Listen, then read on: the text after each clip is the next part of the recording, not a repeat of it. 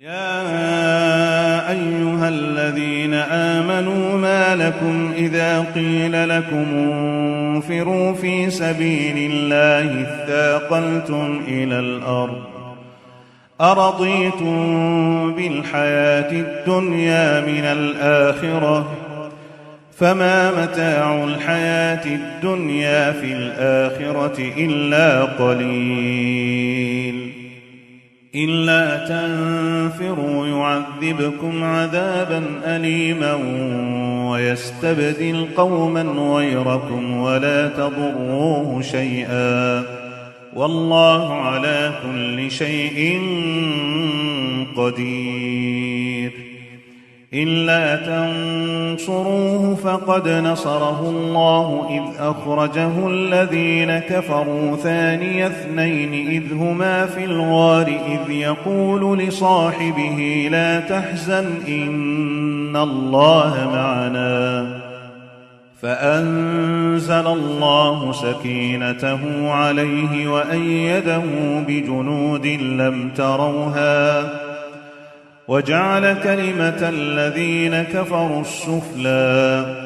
وكلمة الله هي العليا والله عزيز حكيم انفروا خفافا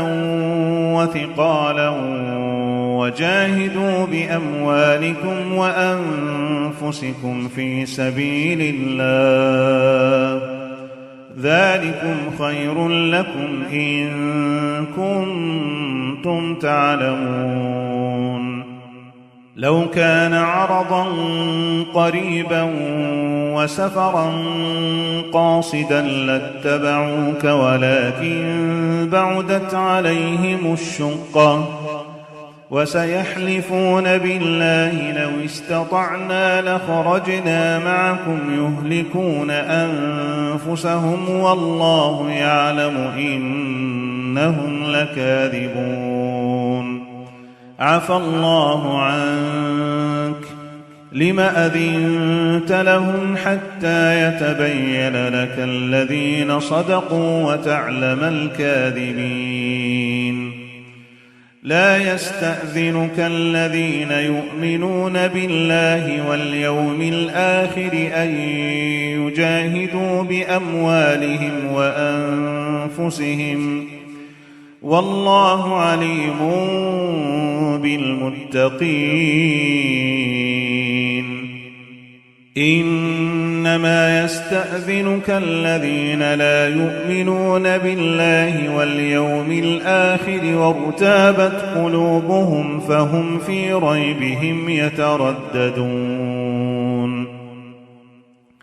ولو أرادوا الخروج لأعدوا له عدة ولكن كره الله بعاثهم فثبطهم وقيل اقعدوا مع القاعدين